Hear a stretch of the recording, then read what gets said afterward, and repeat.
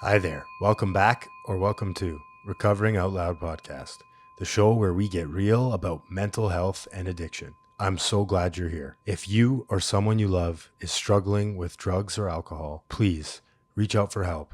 Send me a message on all social media platforms at Recovering Out Loud Pod or by email at recoveringoutloudpod@gmail.com. You are no longer alone.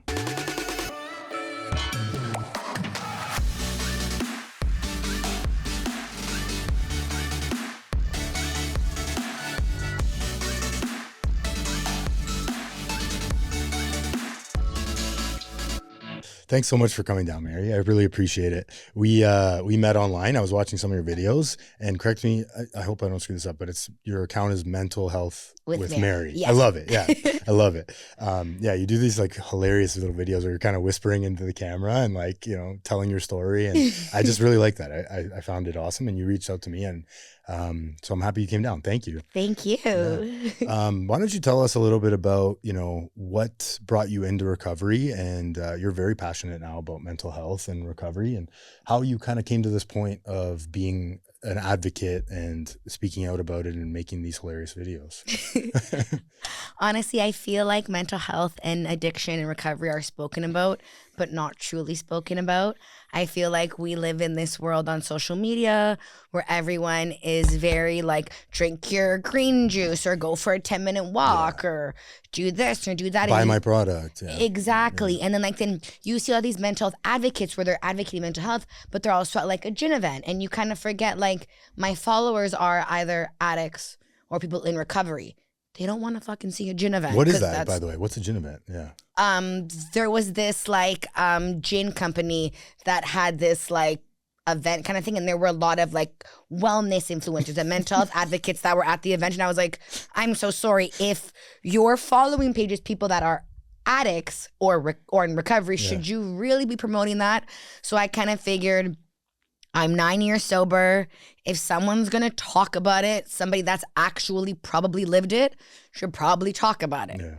And let me tell you, it's scary at points because I'm exposing not only myself but my family as well, and that can be quite challenging. Yeah.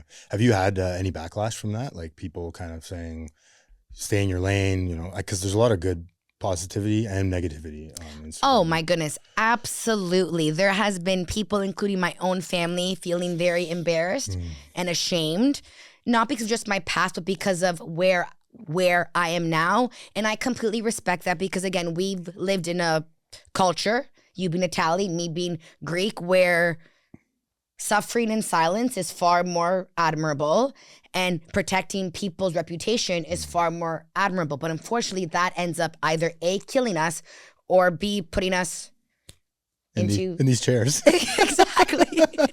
Exactly. Yeah. So you're 9 years sober. Amazing. Yes. Congratulations. Thank you. You were saying you got, you know, before we were talking about a little bit about your backstory, and you got sober at 23. Yes. Right? Or 23? Yes. Same like me. I came in at 23.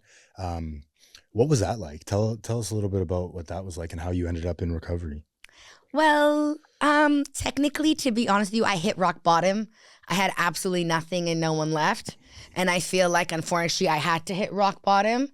And I'll be honest with you, like my dad and my sister were nothing but supportive, but they also had to be like, you know what, if this is how you're going to be, we're not supporting this. So I had to unfortunately hit rock bottom in order to get help. It took me more than one time to figure it out. I was young and stupid. I was also with a lot of people that raving was really big back then. It was really, really big. And unfortunately, I couldn't just rave for the weekend. I had to keep doing the drugs from Monday to Sunday. It was what I needed to function. Yeah. And I was with a partner where I don't want to shit on him. We're obviously not together now, where he still till this day partakes in it. And good for him because he's able to differentiate the difference between partying on a Friday and being able to go to work the next day. Me too. I couldn't, and that caused a lot of issues as well in our relationship because he was very much like, well, what do you mean you're not doing it? I said, I can come out, but I can't. And it caused a lot of issues because I think our initial connection was based off of that. But unfortunately, I knew that I didn't have the willpower to be like, no, I'm going to stop. I was like, I need more. I need more. Yeah. So it became that kind of really tug of war of I don't have the willpower to be able to be like, no, I'm stopping. And kudos to people that can. Like, I'm not shitting on them, but like, I can't. Yeah. Once I start, I don't know how to stop, right? No. I don't know how to, and I don't know how to stay stopped too. That's the other thing. This is like the 2-part thing in addiction, right? You bring up a really important point there. I talk to a lot of people that have had past relationships that were built on, this connection of drug use, partying, alcohol use, where you get sober and you're kind of like, we don't have a lot in common, right? We have nothing in common. Yeah, I'm like, what the hell's going on? Yeah. I'm like, who is this person? Yeah. I'm like, okay, like, you want to pass me the mozzarella stick? Like, what the fuck are we doing? Like, it literally got to the point where I was like, this is a disservice to the both of us. Like, I'm not the girl for you. You're not the guy for me. And like, I wish him all the best. Yeah. Like, I truly do. And he's an amazing person, just not for me. And like, now he's with someone where they party and do all that stuff. And God bless him, they can party and go to work the next day. I can't. Yeah. And then, it's like you get sober and you have not a lot in common. You actually don't even enjoy each other's company, right? And the same thing happened for me with my friends, right? When I first got sober, I came back from Minnesota and it was advised that I kind of still take some more time in my recovery community and stay away from my friends. And that was, it was hard for my friends, but I was so bought in at that point that I was like, I'm doing whatever you say, man, because I don't want to go back there, right? I don't want to do that again. And so I think it was like 4 months before my friends even heard anything from me, and I needed to do that, right? And then so my point with all that was I started hanging out with my friends again, and you start to realize like who your real friends are and who your fake friends are. And when I say fake friends, I just, like you said, it's just you just don't have, your interests are different, you're doing different things, and then you kind of just slowly fade away, right? Exactly. They're good people, they're just not good for you. And that's not shitting on them as a person. It's just everyone's built differently. Some people have, I don't want to say a stronger willpower, but let's be honest, like I can't be friends with people that rave every weekend because I still have that monkey on my back being like, well, like, and if I dab into it once, who are we kidding? Yeah. It's not a one-time situation. Yeah. And we don't know what's going to happen next, right? No. Do you still go to raves sober, or have you, or do you still like the music even? So funny enough is so I only listen to the music when I run.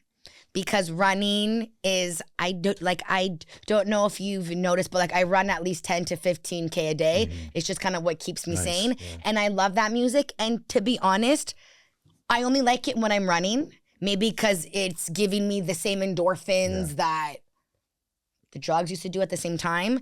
But I did go to a few raves sober.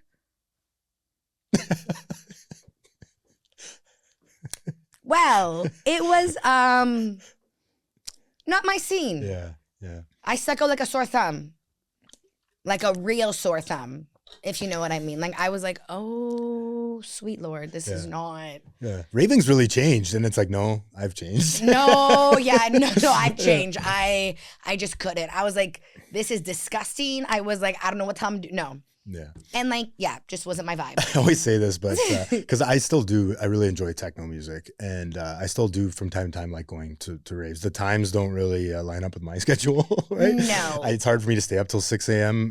Nowadays, but I used to go to after hours and leave at 10 a.m. Oh my God, good old CZ. Yeah. Good old CZ. I would literally walk out Sunday with my eyes peeled open. I was like, oh my God, it's 11 o'clock. Like, first of all, when the bouncers at Zone know you, that's a problem. Me too, yeah. When you're the last one to leave Zone because the lights go on, that's a problem. Also a problem, yeah. That's like when I went to the Zone closing party, I cried. Like, that's a problem. My favorite after hours is closing. What a tragedy. Yeah, it turns out they just reopened up again like somewhere else I was hearing. Yeah, and that's so they reopened on Queen Street and a lot less sketchy. I got to know all the bouncers there, but yeah, so in my relapse, I spent a lot of time at that place. And man, I look back and I'm like, some of the conversations you have with people on those patios or on those smoking areas, like, oh my God, I think back now, I'm like, oh, we were going to change the world together. And then Oh, for 10 a.m. came sure. around and I was like, get me out of here, right? And why is that guy carrying a briefcase walking down the street? Like, what's going on, right? He's going to work. You know, I'm going home at 10 a.m. Something happens, though. Something happens where now you go to a rave, you go to a party, and like there's like this shift in the night, you know, 2 a.m., probably around 2 a.m. People just start to change, right? And it's like zombies start coming out, and you're like, okay, I've had my fun here, and it's time to go home, right? But we never went home. Yeah. We just kept going. I was that zombie, so there were moments where like I was like, I think this person's eyes like going what, and I was like, whatever, doesn't matter. Like Yeah. I'm still I'm doing jamming, me, and then I was yeah. like I look back at it now, and like I have a daughter. She turns 1 tomorrow, Wow. and I like think about it now.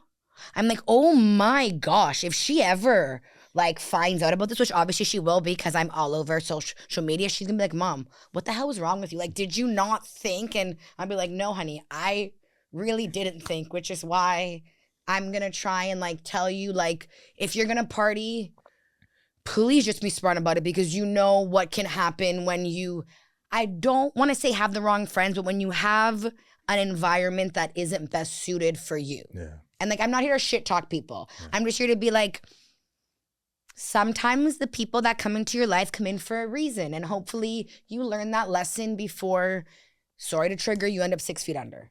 Yeah. Yeah.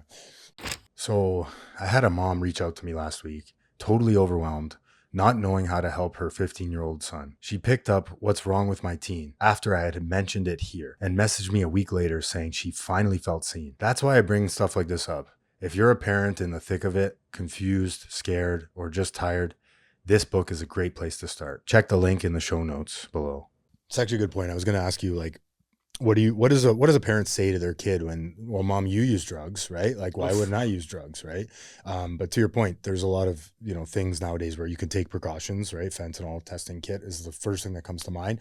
Even drug testing in general, it's like really cheap. You want to know what's so funny? Please. Fucking at one point, thank God we got the kit. At one point, the can I say the MDMA that we're Any okay, drug. Yeah, okay. Yeah. We love talking about Okay, drugs. sorry. on here. so the Molly that we were doing, it was fucking bath salts. Mm. And I only found that out like 3 months later because my partner at the time, he got like a drug kit test.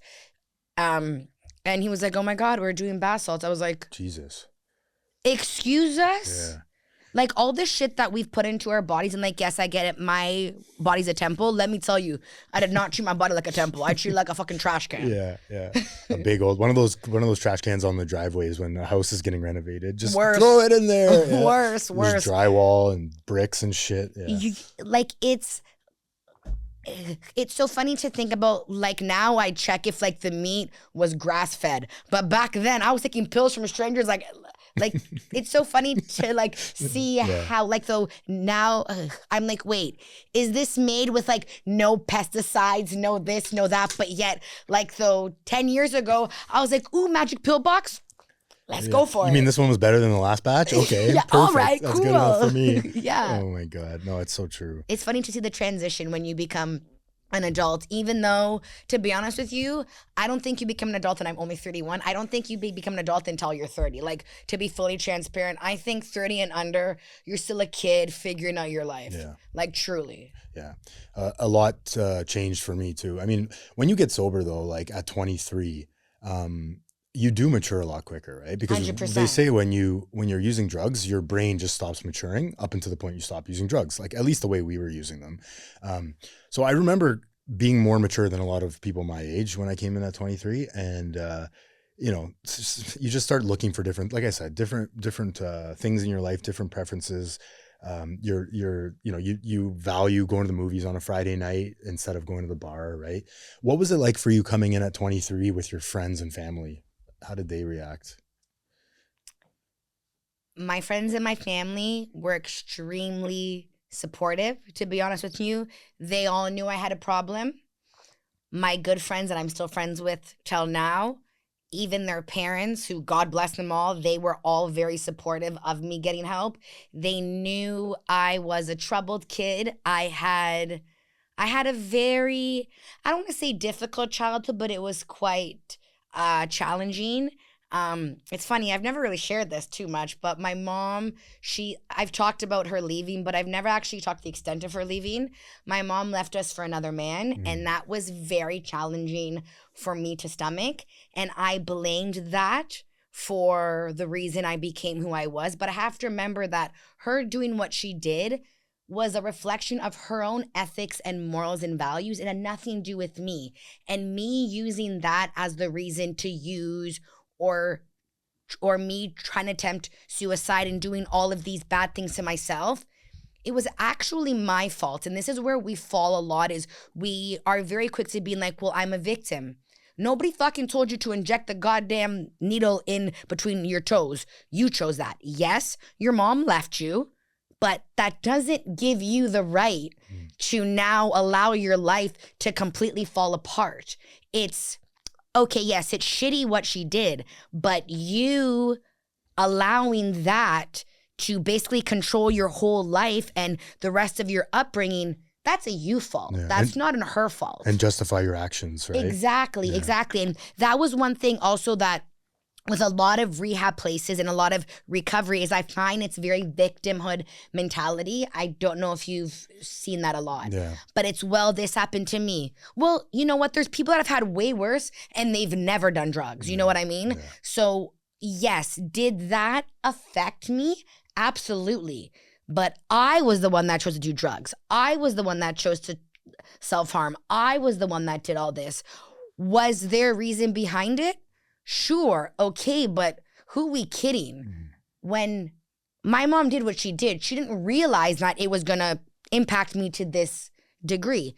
But I also can't be blaming her as well because she didn't tell me do the drugs.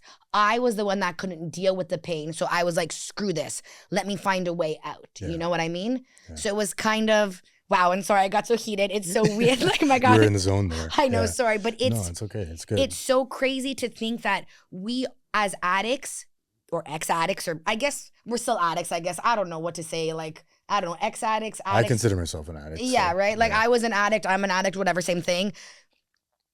It was still our fault. Yes, pain happened to us, but we had the option. Like, I look at my sister, for instance. Her and I had the same upbringing, same life. She's completely fine with substances. You know what I mean? Yeah. So it was kind of like I was the one that took it. And yes, it was painful. But again, I was the one that chose to self-destruct. Yeah. Instead of being like, this happened to me, make it better, I used it as a crutch to keep doing the bullshit that I was doing. Yeah. And then, keep telling yourself that it's okay. If everybody had their mom leave them, they would use too, right? They would shoot heroin, they would take meth, whatever your thing is, right? Yeah, but like turns out a lot of people had moms leave and they were like, no, Mary, it was just you. Yeah. So you got to stop using that excuse as your crutch because then you'll never get better.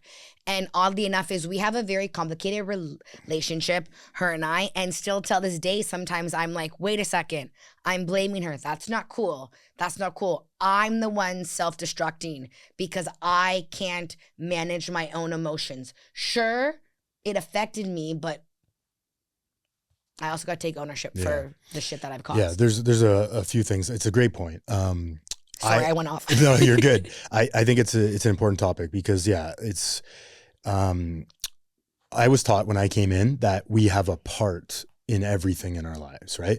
The other thing too is like, your mom leaves you, your dad leaves you, your husband, whatever, leaves you. It's done. It's already happened, right? So like, why am I still dwelling in it? There's a lot of healing that has to be done, right? But what's my part in it? Well, okay, I went to, a lot of people might not like this, but there's even a part, so I went to treatment with a guy, he's a beautiful, beautiful human being. He was sexually abused when he was a kid. And he was so angry, right? When he came in, the transformation I watched this man go through, having all this resentment and victim. And what do you mean I have to do anything to heal from this? What do you mean? Like, no, it was her fault, their fault. This happened. His part in all of this, and this is just my opinion. Like I said, a lot of people might not like this, but what if my part in that, sure, it was a horrible thing that happened. It doesn't, give that person any right to do it. It's a horrible thing. Should never have happened, but it did. It happened. What if my part in it is not forgiving that person? Right. And that's a really fucking hard concept to comprehend. Why would I forgive them? They win. Why, there's this ego thing that comes in, and it's like, well, resentment is like drinking poison and hoping the other person dies. Right. So like, I'm having this resentment towards my mom. She's not even thinking about it. I'm the only one suffering here. Now what? Right. I'm not in control of what happens in my life, but I'm in control of how I react to it. Simple as that. So there's a lot there where it's like, and a girl came on this podcast, her name's Ashley, and she said it perfectly. I love the way she said it. Because she had sexual abuse in her life, right? And, she's told this on the podcast before. She had to shift her mind, and she had help of a counselor, from this victim mentality to survivor mentality. And I love that. It's like a simple play on words. It's like, I'm not a victim. I'm a survivor. I went through this. Yes, it was hard, but now I have an experience to help and offer other people that have been through it, right? 1,000%. I think we have this misconception that we're forgiving for them. No, you're forgiving for yourself, because if you don't forgive, yes, even though you are forgiving them, it's so that way this doesn't hold the power over you anymore. And there's this misconception where, well, if I forgive them, then all is done. No. You are forgiving so that way when you wake up the next day, it's less painful for you. Forgiveness, yes, is to make the other person feel good, sure. But deep, deep down, forgiveness is for you to feel okay with being hurt. It's accepting, I've been hurt, I forgive them. I may not forget, but I forgive them, because if I forgive them, I have peace. And that's where we have this misconception where forgiveness isn't for the other person. It's actually for you to live in peace and harmony, as cheesy as those two words sound. It's true though. Yeah. No, it's true. Excuse me. Yeah, it's a great point, right? Because a lot of us come in here with trauma, and you articulated it well. It's like you were justifying it and healing. That was your medicine, right? Was whatever. So, what can you kind of talk about like what a day looked like in addiction versus what a day looks like now, if you remember that far? Yes, especially now with my whole baby brain, which is actually a real thing. After you have kids, you literally lose your memory. Okay, so me being an addict, I literally woke up every day just trying to get high. I was trying to chase away the pain.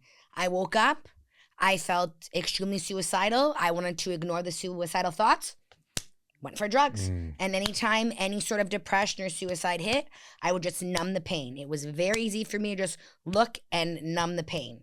Now, when I'm suicidal, which is every fucking morning when I wake up, because unfortunately that's one of my issues, is I deal with constant suicidal ideologies, which is why I'm up running 10 kilometers a day.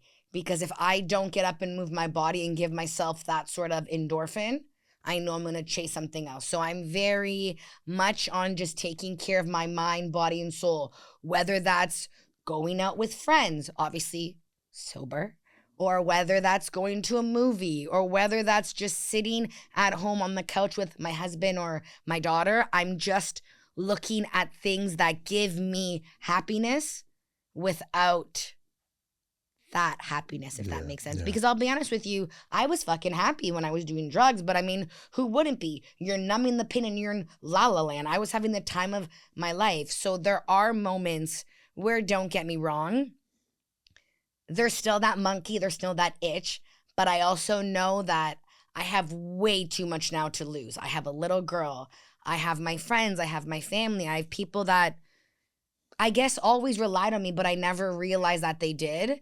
And I was just like, they don't need me around. And it was very much like, almost like a cry for help without me realizing that. I was like, does nobody see how fucked up I am or how messed up I am? Now I don't care if people see how messed up or fucked up I am, as long as I get up and I do what I have to do, kind of thing. So now when that monkey creeps up on me, and I say monkey because I don't know how else best to describe it. It's a good analogy, but when that monkey creeps up on me and I can feel it, I'm like, you're going for a run, or you're going to, as cliche as this sounds, meditate, or you're going to go to church on Sunday, or you're going to just sit with the feeling. And as much as the feeling sucks, if you don't sit with the feeling and you keep running from it, you're going to end up running right back into drugs.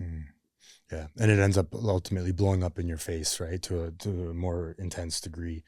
Um, you've been in addiction yourself. You've also dealt with a loved one in addiction, right? And had addiction around you, while being sober, right? And probably both, right? Like, what can you talk about what that's like? And I don't know, just I talk with a lot of families, and it's tough, right? It's really hard to watch someone do that to themselves, especially when you know the answer, right? You're like, I always say this, but it's like there's a river, you're on the other side of the river, and you have the bridge. It's like, just, dude, just cross the bridge. Like, this is the answer. And on the other side, it's like they don't see the bridge, right? No. And I was like that too. I didn't see the bridge. It was just a moat and water and sharks, right? What's dealing with a loved one in addiction like, and how did you navigate that? It's crazy. The addicts get praise, like we were saying, and the families forget how much praise they get. It is fucking challenging to sit there and watch your loved ones literally destroy their life, and you know what can happen if they don't get the help they need. And I'll be honest with you, I enabled a lot of the behavior because because I had been an addict myself. I was like, you know what?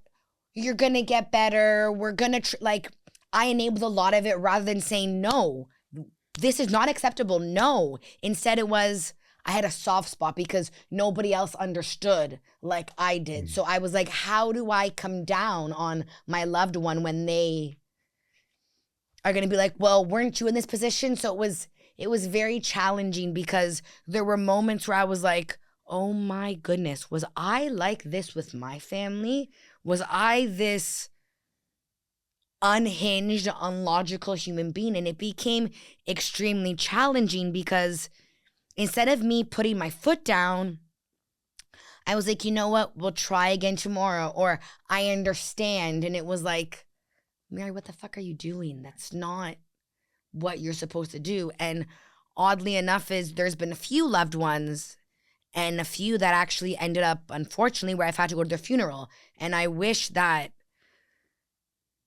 I was able to be like, what the fuck are you doing? And thank God with this loved one, I was able to thank God. But there were a few that unfortunately I didn't know how to do it because when you're on both sides, it's much more challenging because your empathetic part comes out, and trying to stay sober in this chaos was very challenging, but it also hit me. If I'm this person's safe spot in this person's safe zone, then I better fucking hold it together, because if we both fall, then I'm not that person that they can run to anymore. And there were a lot of times where I was like, oh my gosh, what am I doing? But I was like, but if I don't do this, this person has nobody else. So it was very, very challenging, and it was a very tug of war to deal with that. Some of my loved ones had similar addictions and some of them didn't, which made it a lot more easier, especially when it wasn't the same addiction as me. And I say easier as if it was like a walk in the park, but it didn't trigger my monkey as other Oh, I see. Okay. Yeah. like as other loved ones. Like if your issue is alcohol, it won't trigger me if I see alcohol. But if I see a bag of cocaine on the table, I need to get the fuck out because I don't have that willpower. Yeah. How did you ultimately get them help into treatment? What was the final, how did you do that? How did you bridge the gap? To be honest with you, with this one individual, God bless them, they were able to figure it out themselves. They had hit rock bottom and it was like, I'm going. And I was like, good for you. I support it. It was this person's extremely insightful and very emotionally intelligent. And that's one thing that I actually was kind of envious about, was because I didn't have that emotional intelligence to realize what I was doing was actually wrong. So they knew right away that I needed to get the help. They just, I think, needed all of us to come together and be like, we're here for you. Yeah. Which is actually, to be honest with you, quite admirable. I didn't have that. I had to completely hit rock bottom. Yeah, bang your head a few times, right? I think and a lot of people don't like hearing this because they want the answer. I'm talking about loved ones, but to me, it sounds like all you did was show up, right? That's and all you have to that's do. more than enough. Like, that's really all you have to do. But you also have to set boundaries where it's, no, I'm not going to enable this. Yeah. No, this is not, like, if this continues, we can't be friends, or we can't live under the same roof, or we can't, there's so many different. what does enabling look like versus support now? Is, I would say enabling is allowing the self-deprecation and allowing the justifying, well, this happened to me, so this is why. Okay, great. I agree. It sucks that happened to you. So let's go to therapy and talk about it. We're not going to grab a bottle, or we're not going to snort a line, or we're not going to do this, or we're not going to do that. Yeah. And then to your point, it's like, if they cross said boundary, it's like, you know, you got it. My wife had to get to a point where you're not following the rules in this house. They're very simple rules. They're not hard to follow, right? It was, you know, stay sober, attempt sobriety to some degree. And for me, it was like going to 12-step recovery, because she knew that that worked for me before. I want to see you putting in the work, right? And she wasn't asking for a lot, but I couldn't keep up with it. So I couldn't do it because, like I said, that river in the middle was just like, I couldn't cross over, right? It was like too hard for me at the time. I didn't want to even start. And so we went to therapy, to your point. And I remember sitting in my therapist's office, our marriage counselor, therapist, whatever you want to say. And like, she was straight up just calling me out, right? Because she knew that I could handle it, but also I had been in recovery before. So it wasn't a new concept to me. She's like, you're being a little boy. And I looked her in the eyes and I said, I know, I agree with you.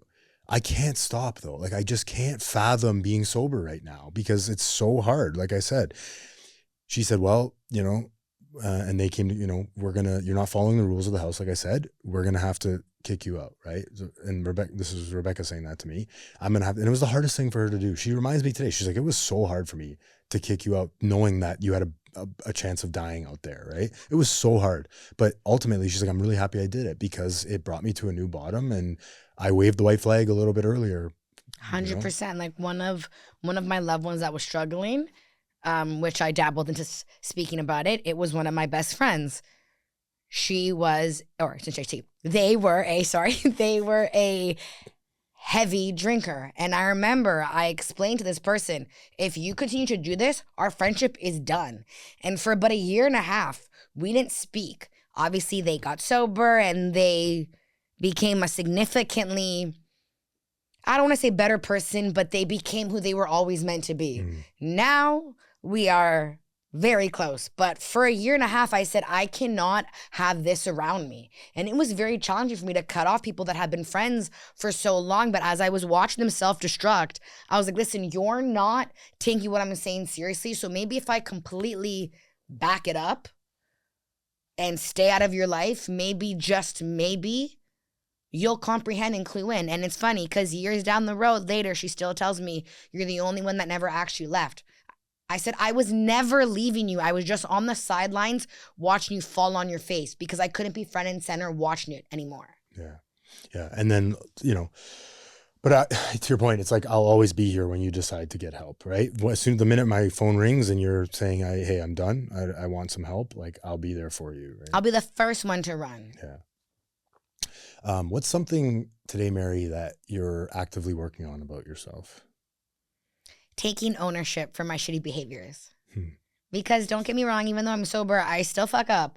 Not in the substance part, but in just the life part. Yes, exactly. Same. And just taking ownership of my actions. And like, I give my husband full credit.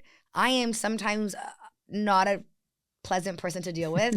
No, honestly, truly, I'm not. Like, I give him full credit. I'm not a sweetheart that you see right now. Sometimes I can be completely unhinged. And I mean, when I would get unhinged, I would resort back to drugs. Now, obviously, I can't, I just can't do that now to my husband or to my daughter. It's not fair to the both of them. Like, they didn't sign up for me to go back to my old ways. So every day is a challenge because every day I have to try and be a better person. And sometimes when that monkey tries to creep up, instead of just being like, listen, I feel like I want to use again, I'm so ashamed that I'm just like, fuck off, stop talking to me. And I'm like, oh my God, I'm so sorry. I didn't actually mean to just lose my shit on you. Yeah.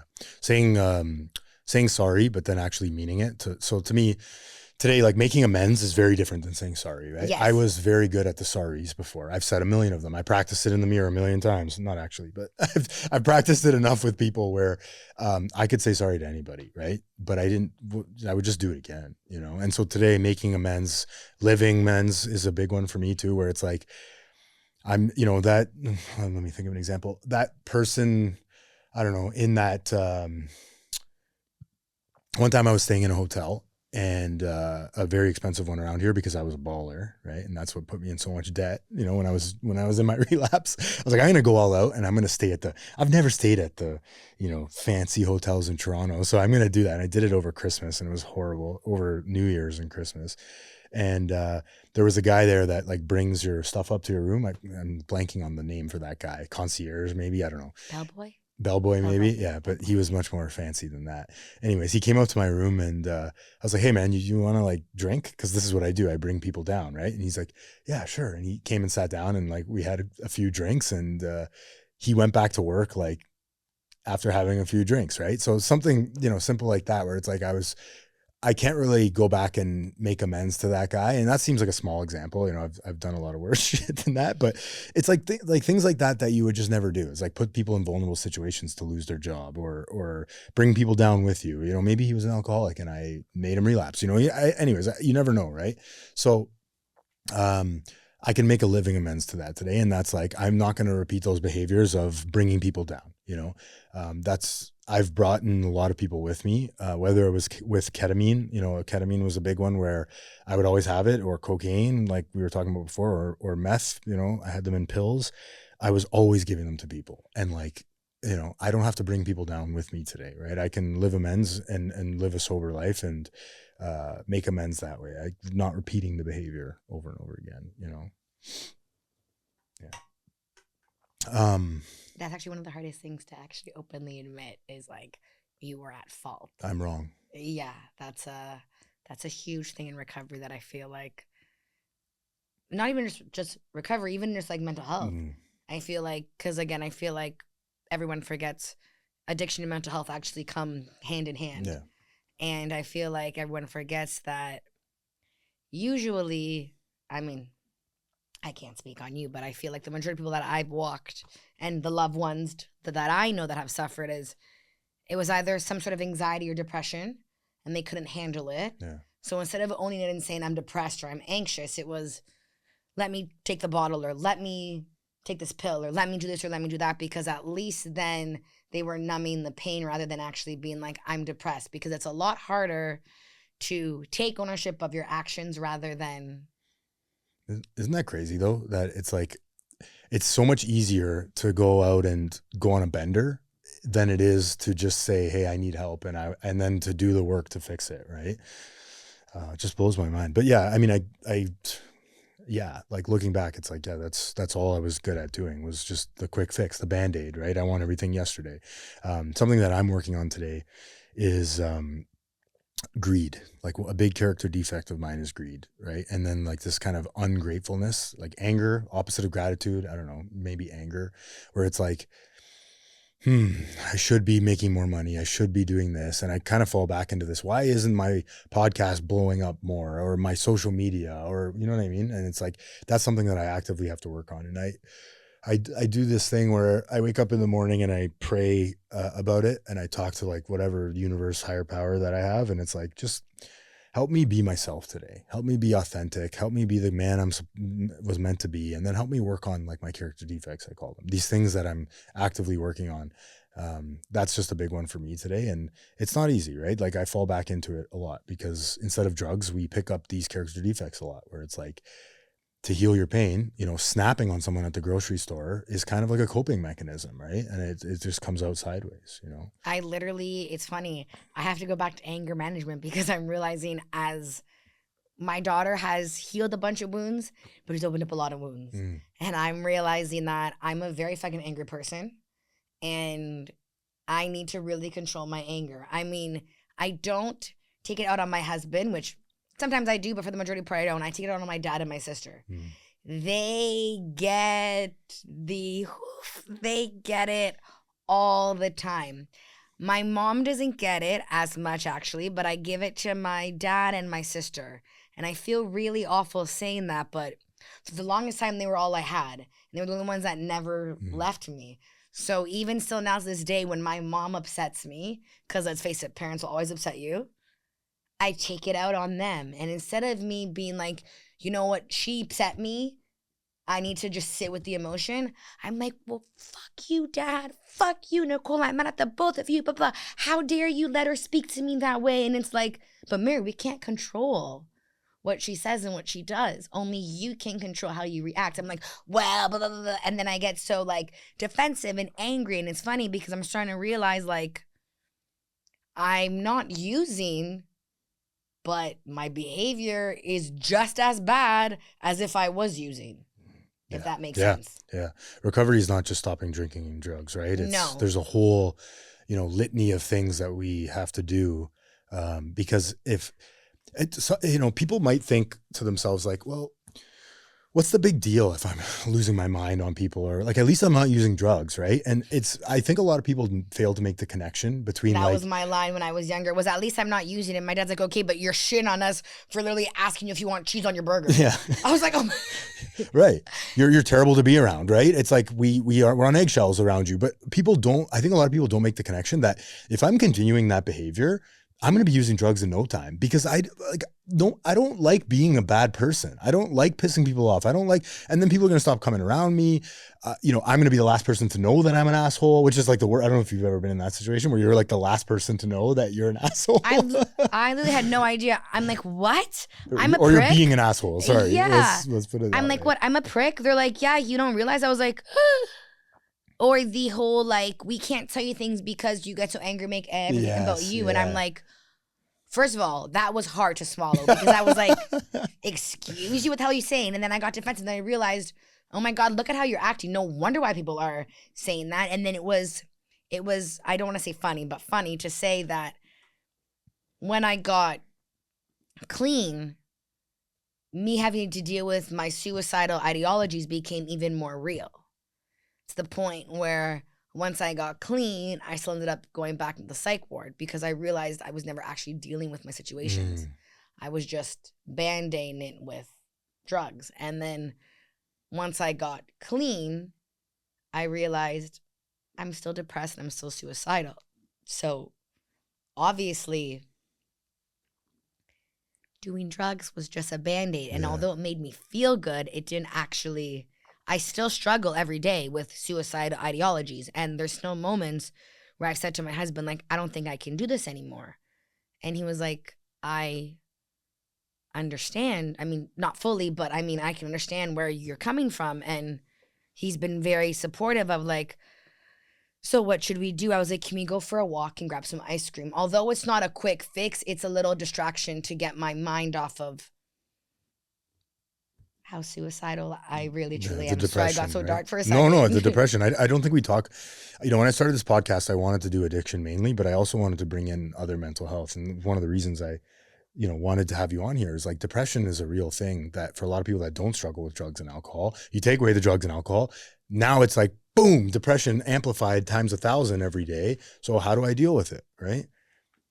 How do you deal with it? You talk about going for ice cream, distracting yourself. And I know that it might sound very, well, what the fuck? Like you're listening to this and you're like, the fuck is going for ice cream going to do? But you know what? It's like, you'd be surprised that just like a little bit of distraction, I can fully understand. Yeah. Like, or this need for routine. Like, it's funny because I make fun of all these wellness creators for like, oh, have your matcha in the morning and do this and do that. I'm like, listen, as much as I shit on them and make fun of them, there is some truth. Like, you need routine. Like, I'm sure you learned in rehab. Routine and structure is very important. Yeah.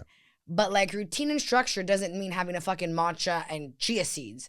It means going outside for a walk, getting 8 hours of sleep, showering, making your bed, keeping your space clean. Like, who would have thought like the basics that they teach you in kindergarten are actually like skills that you need to survive. And that's something that I feel like people forget, is like, once you get clean and sober, you're not done.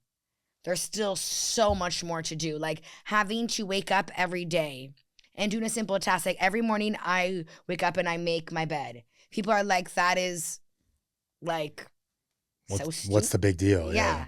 And it's like when you come home from a shitty day and at least your environment's clean. That's the best. Yeah. You're like, oh my God. Because like, look, there's days where I come home and like, don't get me wrong, like I am fed up with the world. But then I look at my house and I'm like, okay, it's clean. One less thing for me to like snap about. At least something is in order, right? The world doesn't make sense, but my house makes sense. Exactly. You know? Something is in order. Exactly. Or this whole need for routine. Like, as much as it's really been like, wake up at 5 a.m., brush your teeth, go to Pilates, go to this, go to that. As much as I make fun of it, there is also some deep down truth to having routine and structure. I'm not saying wake up and go to a reformer Pilates or do me and run 10, 15K a day. But if you have some kind of structure and routine, at least when that monkey comes, whether it's addiction or depression, you're like, you know what? I have a routine. I need to stick by it. And this is one thing that I feel like there's this misconception where like when you have depression, it's hard to take care of somebody else when you can't take care of yourself. And yes and no, because like I was in the psychiatric ward at a young age. My first admission was I was 13, turning 14. There was a nurse / teacher, Teresa. She's literally why I graduated. Let me tell you something. Teresa would knock on my door saying, you got chemistry to finish. Let's get up. Let's go. And the reason was because when you were in there for a month, the world doesn't stop just because you're in rehab or you're in the psych ward. So it was very crazy to see how I still had to get my shit together for school. Because when I got out of the psych ward and I had to go back to school, the assignments were still piling up. The tests were still coming. So if I came out with nothing done, do you know how much more anxiety provoking, how much more stressful that would have been? Yeah, you're behind on life, right? Exactly. So it's crazy to see how we live in this world where it's like, you're depressed. That's okay. Sit down in your bed for 5 days. I am so sorry. I don't know any psychiatric ward that's you to sit in your bed for 5 days. They're like, get your ass up and do what you got to do. Because guess what? Your world outside is still moving. And eventually you're going to get back out there. And if you get back out there and you're not ready, you're coming right back in. Yeah. And trust me, you don't want to go back in. And it's going to be worse too. Exactly. Because you're more behind. Yeah. Exactly. Like she used to knock on my door, Mary, we got chemistry. I'm like, but I don't want to. Okay, fantastic. Let's go. Like it was very much like, I don't want to shower. Okay, well you smell. So what are you going to do? Yeah. It was very like, you don't want to do it? Boo-hoo. Get in line. Yeah. No one wants to do it. Yeah. And then oddly enough is when you end up feeling better, you're like, man, am I glad I at least did the bare minimum. So when I got back out into the world, at least my ducks were in a row. Yeah. They weren't just scattered everywhere. Yeah. There's a lot of good stuff there. Routine, being regimented. One thing I liked, and, I a big part of my life, I used to run marathons too and long distances. When I was training for those, I found a lot of motivation in like David Goggins. He's a Navy SEAL guy. My husband's obsessed. He's great. Obsessed. I read his books. Yeah. He tries to make me run without headphones. I'm like, you've lost your I marbles. do that. Yeah. No. Because I get stuck in my thoughts. No. I need my music on. No, I can't do it. I love it. He used to always say like, and sure, say what you want about him from a mental health perspective. A lot of people criticize him for not, whatever. I don't care. It helps me. He used to say like, nobody is coming to save you. No one's coming to save you. Right. Sure, it sounds harsh, but it's true. Like I'm going through something right now. Sure, my mom and my wife can show up all they want, right? And be like, it's okay, honey, it's going to be okay. But at the end of the day, they're not going to pull me out of bed and get me to go to work or to go to the gym. It's like, they have lives to live. Yeah, too. that too, right? I don't want them doing that. Exactly. It's like, I have to come to a point where it's like, listen, buddy, like it's you and me and that's it. You can choose. You have two options. You can choose to suffer. Pain is inevitable. Suffering is optional. I love that one. It's like pain's going to happen no matter what. I'm going to walk out of here today. Something bad's going to happen for the rest of the day. And it's how I react that I can choose to sit in it. Suffering is like, oh my God, I can't believe that thing happened to me. Well, poor me. My life sucks. How am I going to get through this? Oh my God. Like, I'm going to do nothing, blah, blah, blah, blah, all this shit in my head. It's up to me to react to it. Right. I want to talk about so 9 years is a long time. Can you talk about, some tough times where maybe, you were close to relapse, or did you ever have any moments like that where it's like you came close, or like you really struggled, whereas like you almost picked up or drank or? Yes, COVID. Yeah. Yeah. I got through COVID sober too, actually. I was completely sober through COVID. COVID, it was comical. I could meet you in aisle 3 at Loblaws, Yeah. but I couldn't go for therapy because it just, at that time, it wasn't yet ready for virtual because of how quickly COVID hit. So I thought it was comical that the marijuana store underneath my condo was open. The LCBO was open, but I couldn't go to groups. Or the gym. Yeah. Yeah. I couldn't do things that made me feel good. But if I want to go downstairs and smoke a joint, no problem. But if I want to go to a meeting, No. Yeah. none. Yeah. That was COVID for, I think, a lot of people who even weren't addicts, but dabbled in alcohol or marijuana or whatever. I feel like COVID really amplified because all you did was sit at home and drink or smoke weed. There was nothing else to do. Yeah. And the second time was being pregnant. Pregnancy sucked for me. Honestly, I had prenatal depression. Obviously, I couldn't partake in it because I was pregnant. And during COVID, I couldn't partake in it because there was so much societal pressure. Because growing up European, you're doing so well. If I let that monkey win, it would have been a whole situation. So oddly enough, I allowed pressure to keep me sober. And I allowed being pregnant to keep me sober because obviously there was no way I was going to fuck that one up. So there were 2 times where my depression got really bad. And again, it was always, for me, I used a lot of the times because of my mental health issues. It wasn't, even when I was raving to chase something away. Everything was always to chase the feelings that I was having or to get rid of whatever was going on at the time. Yeah. Whether that had been my psychotic episodes or whether that had been any form of my psychiatric issues that would come up. I didn't want to deal with them, so I was like, take drugs, because if you take drugs, those psychiatric issues seem to just decrease. Yeah. It's almost like, I always say, it's like the volume button, right? Drugs and alcohol for me, it was like, it just turned down the volume in my head for a moment, where it was like, nothing mattered, right? Yesterday didn't matter. Tomorrow doesn't matter. I don't care. I'm living right now. This is fun, right? Or this feeling, for some reason, you forget that, like, I was just crying for 2 hours. I wanted to end my life. Now I'm like, oh, I'm high. This is great. Yeah. But then the come down is a fucking nightmare. And then, God forbid, we deal with the come down. So what do we keep doing? Yeah, that cycle, right? I know it'll fix this. And then, yeah, I mean, that is drug use, in a nutshell, right? Essentially, it's like this circle, the monkey wheel, as you mentioned. I was thinking about this as you were talking too, because we're alike in that alcohol wasn't our main thing, right? I was the same way, where it's like, alcohol for me, it's like, when I would have it, it was like, I could not stop thinking about what was next, whether it be benzos, cocaine, anything. I was like, oh boy, like, let's go. It started the kind of engine, right? So I consider myself an alcoholic today. How did you come in? A lot of people struggle with this, I find. I was able to admit, this was me too at 23. Yeah, I'm a drug addict. All the evidence is there. I get it. Yep. Drug addict, check. I get it.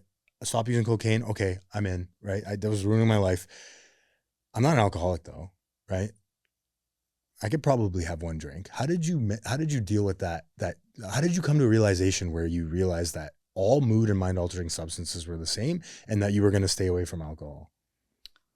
That was actually quite easy because when I was drinking the next day, I felt like a bag of shit. So I was like, oh my God, this is the same feeling I have when I was doing drugs. So it's funny. When I got clean, I was still drinking wine here and there with my friends because to me, I can have a glass of wine and not have a glass of wine for 3 years. Like alcohol was never, and like still now to this day, mind you, I don't drink, but I mean, if I were to partake in a glass, I could have one glass and then I'm done, because for some reason I never got that high from alcohol. So therefore, because I never got what I wanted, to me, alcohol was just to be social. I would have a glass of wine. So I'm a very lightweight when it comes to alcohol, not to drugs. When it comes to alcohol, I'm very lightweight. I would have one glass of wine. I was feeling tipsy. The next morning, I was completely depressed. I was like, what the fuck am I doing? I was like, Mary, this is exactly like drugs. That was probably triggering too, I bet, right? Like those feelings would trigger you to want to use drugs. Interesting. It was very weird because like though for me, so funny enough is a lot of my loved ones that are in recovery, all of their, I don't want to say their substance issues because that's so wrong to say, but all of their monkeys were alcohol.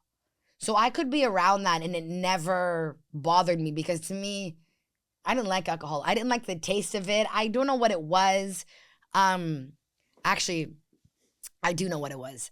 I have an underlying eating disorder. So, or have, or I don't know how the fuck you want to describe it, but alcohol was calories. Very stupid mentality for me to think, but alcohol was calories. So drinking alcohol was like eating a cheeseburger. Yeah. And then because I would be drunk, I would be hungry. Oh, yeah. That I would want a cheeseburger. Yeah. So I would end up the next day feeling like a bloated bag of shit, which then made me spiral down to, oh my God, I had one glass of wine, had 20 chicken nuggets. Now I feel like complete ass physically. I'm mentally depressed. I was like, this is not for me at all. So it was easy for me to just be like, alcohol, no. So it's funny, like if there was alcohol around us today, I could care less. So even in social situations, did you have problems with that where it's like, because I know for me in the beginning, it's like, I feel like everyone's looking at me. People are noticing I'm not drinking when in retrospect, in hindsight, nobody gives a fuck, right? They're too busy thinking about themselves and worried about their own drinking. Or if people came up to me and said, hey, why aren't you drinking? That's kind of weird. It's usually because they had a problem with it or simply it was their problem and not my problem. Yeah. So was that tough for you or is it tough for you today? To be honest with you, no. It was tough for me to get back out into the rave scene and be sober. Drinking alcohol wasn't, because I never really drank. Yeah. So Mary not drinking, big fucking deal. It's Mary not drinking. Yeah. It was never that itch for me. But going back to thinking people give a shit about you, it's funny because we all think we're the main characters. I can tell you right now, I was doing cartwheels for shits and giggles in the Athens airport to calm down my daughter. This past week. Yeah, literally like a few days ago. I can tell you something. Nobody nobody looked at me, nothing. It calmed down my daughter, but I can assure you, like, maybe someone looked at me, but like, no one gave a fuck. Yeah. Like, it's crazy how we're like, oh my God, people are watching me. Like, I'm so sorry. Like, I'm sorry. Like, unless you're like Joe Burrow or like, I'm sorry, like Tom Brady. Like, no one's looking. I'm so sorry. No one is looking at you. Yeah. I can assure you. Like, people are so consumed with, are people looking at me that they don't even notice what the hell you're doing. Yeah, exactly. That's great. I just picture you doing cartwheels in the airport. Do you have a video of it? No, actually I should have. You know what? Actually, we're traveling in a few weeks with my daughter and my husband. So I will actually do cartwheels on purpose. Good. So that way people can see. Yeah. Like, nobody gives a shit. Yeah. People are so consumed with their own lives that nobody cares. And that's the problem is I feel like everyone's like, oh, they're watching me. Listen, if you're that concerned about people watching you, put a fucking soda in your hand, put a lime in it or a lemon, and just... Yeah. Because I know also a lot of people are very uncomfortable with sharing, I can't drink or I can't do that. And like, I respect that. I completely respect that. So if you don't want to deal with that situation, put a soda water in your hand, put a lime in it, and no one's gonna know the difference. I Yeah. can tell you. Yeah, that's what I do. And because I enjoy soda water, but also it just eliminates any Questions questions and it just makes my life easier. Exactly. Like, and I'm hydrated. yeah, exactly. Or like they'll go to the bar and be like, "Can I have a Coke?" And then with the Coke, put a lime in there. People think you're drinking rum and Coke. Not that I support that illusion, but I also respect people not feeling secure. So if you don't feel secure, I respect that. I'm nobody to be like, "No, you whatever." Do what you got to do to get through that social event. Yeah. And I know some people might disagree. Like, I know for a lot of people, they say, like, don't even drink non-alcoholic beer. I have a lot of loved ones that were alcoholics, but they love the taste of beer, not alcohol. Mm-hmm. So they literally drink non-alcoholic beer all the time. Okay, cool. Yeah. They'll literally show up at parties with their own 6-pack of non-alcoholic beer. Amazing. Yeah. Like, do whatever makes you feel comfortable. And that's why I get so upset with rehab. Or not just rehab, just that whole bubble. It's like, well, you cannot go to a bar when you're 3 months sober. No, if you have the willpower to sit there and drink a Coke with no rum and you can hang out with your boys or your girls, Yeah. why not? And you have the exit plan, the support system in place. Exactly. Yeah. I find that when we shelter the addict too much, we're actually doing more harm than good. Like, I respect the whole don't drink a non-alcoholic beer, but if the person is drinking non-alcoholic beer over and over and over again, and it doesn't faze them, it actually makes them more comfortable, because I know a lot of loved ones where they drink because of their social anxiety. So if they have a non-alcoholic beer in their hand, no one's gonna say shit. Yeah. And also too, if you're at a point where that non-alcoholic beer is saving you from shooting heroin in the bathroom, fucking more power to you, buddy. Like, honest you to know what God. I mean? And okay, or like when people leave rehab and like, well, they're smoking cigarettes. I'd rather than me smoking a fucking pack a day. Yeah. Like, not that I condone lung cancer. Like that's not what I'm saying. Yeah. But I'm also saying, like, one thing at a time. Yeah. exactly. Every time I left rehab, I was smoking and I quit all 3 times. You know what I mean? Like, I'm okay. Hopefully. We'll see. Yeah. I hate smoking now. So. Yeah, like, okay, every time you're in the psychiatric ward, I can tell you this, I picked up smoking all the time. Once I left the psych ward, I stopped smoking because, again, it was a social thing to do when you were dealing with a bunch of shit. And it's not like you could do much in the psych ward. So, I mean, you would go for walks, and what'd you do? Hit your vape or have a cigarette. Yeah. It was just something to do. Yeah, it was just Social, something to do. And, like, yes, you're still feeding the addiction, but, like, I'm sorry, I'd rather the nicotine addiction than the heroin addiction, if I'm being totally transparent with you. Absolutely. That's great. I want to end with this. If you could say something, Mary, to someone suffering with depression or suicidal ideations, what would you say? Fuck. Oof, that's a hard one. Okay, I'm gonna try not to tear up. Crap. Okay. Your mind is very good at playing tricks. Don't let it win. I'm telling you right now, you are worth so much more alive than dead, and I would much rather hear your story than hear it at your funeral, if I'm being completely transparent with you. So, sorry, I'm trying not to cry. Just know that it's your mind playing tricks on you. I'm telling you this for a fact. We all need you here. We all want you here. This is just that fucking monkey telling you that the world is better off without you, and the world is not better off without you. The world is a far more shittier place with you not in it. Sorry, I tried not to cry. Beautiful. That's beautiful. Thank you. Thanks so much for coming down, Mary. I appreciate you. Thank you. Thanks for listening. Please help us grow the channel and like, share, and subscribe for more content. The discussions and stories shared on this podcast are for informational and motivational purposes only. This content is not a substitute for professional medical advice, addiction treatment, or therapy. If you or someone you know is struggling with addiction, please consult a licensed physician, addiction specialist, or mental health professional. You are no longer alone.